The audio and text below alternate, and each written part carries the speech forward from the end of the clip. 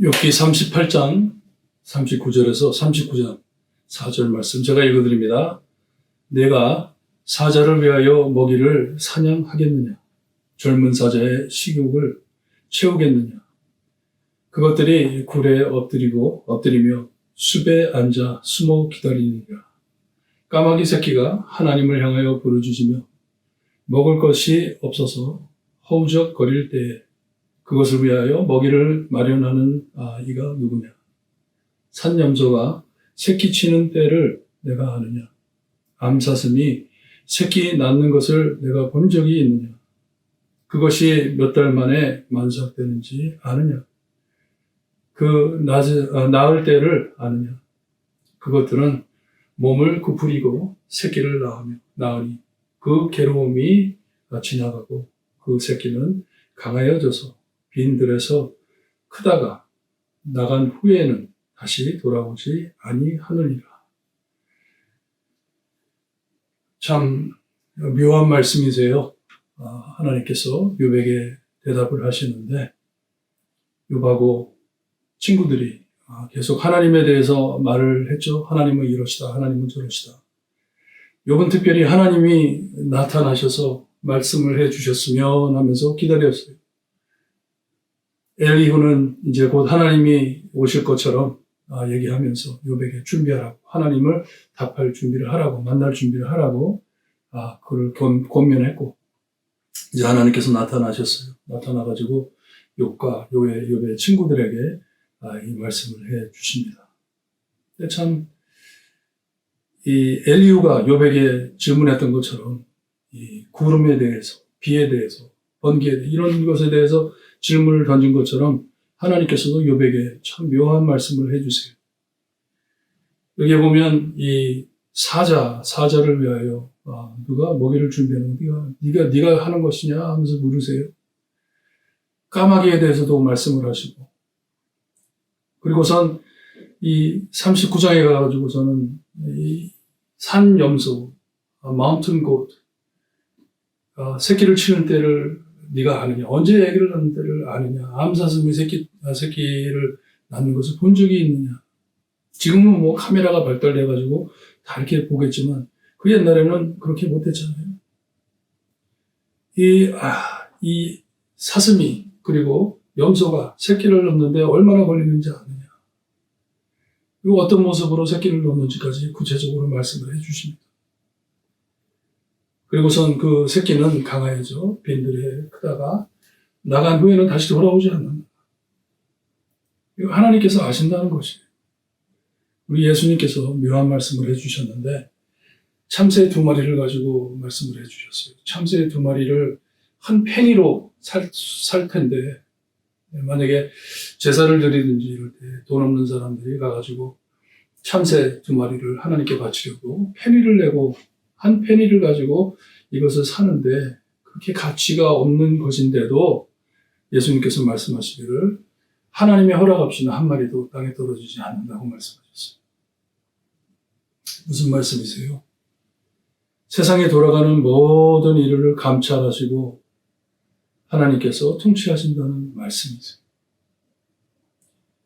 모든 만물의 주권자이신 하나님께서 모든 것을 조종하고 계신다는 말씀이에요. 사자들이 자기들이 나가지고 사냥해가지고 먹는 것 같지만 그거를 누가 테이크케어하냐? 하나님이 테이크케어하신다. 까마귀 새끼가 여기 보니까 하나님을 향하여 부르짖으며 합니다. 창조자이신 하나님을 향하여 부르짖는다고 해요. 배가 고파가지고. 하나님께 부르짖을 때 누가 먹이느냐? 하나님이 먹이신다는 것이에요. 산염소가 암사슴이 새끼 나는 것까지 하나님께서 관찰하시고 하나님께서 참 통치하신다, 루어하신다 하는 것이 얼마나 귀한 말씀입니까? 여러분, 이 세상에 돌아가는 모든 일, 우리가 볼 때는 굉장히 랜덤하죠. 그냥 우연히 생기는 일들 같죠. 하지만 모든 것을 하나님께서 조종하시어서, 모든 것을 컨트롤하시어서 끝에 가서는 선을 이루시는 하나님이십니다. 우리가 몇 가지를 컨트롤할 때는 할 수가 있어요. 일을 할 때 그 일에 관한 모든 것은 내가 컨트롤할 수 있어요. 내 실력 안에 내 이 주변에 있는 것을 컨트롤할 수는 있지만 뭐 기온이든지 비가 갑자기 오든지 태풍이 불든지 이런 것 우리가 컨트롤할 수 없죠.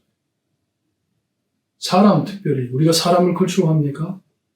그냥 좋을 때는 좋습니다. 하지만 관계가 깨지고 어려워질 때는 얼마나 힘듭니까? 그냥 컨트롤할 수 없기 때문에. 하지만 하나님께서는 우리 머리 한 가락이라도 세고 계신다고 하세요. 다 알고 계신다고 하세요. 하나님이시기 때문에 전지전능하신 하나님이시기 때문에 구체적인 하나하나를 다 알고 계시고 컨트롤 하신다는 말씀이에요. 하나님의 허락 없이 이루어지는 일 하나도 없습니다. 하나님께서 지배하지 않는 일 하나도 없습니다.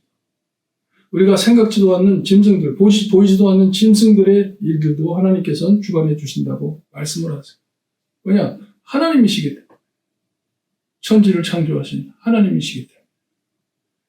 먼저 그걸 믿으셔야 돼요. 하나님은 나의 삶에 관한 모든 일을 다 알고 지배하고 계신다. 컨트롤하고 계신다. 모든 일을 운영하고 계신다.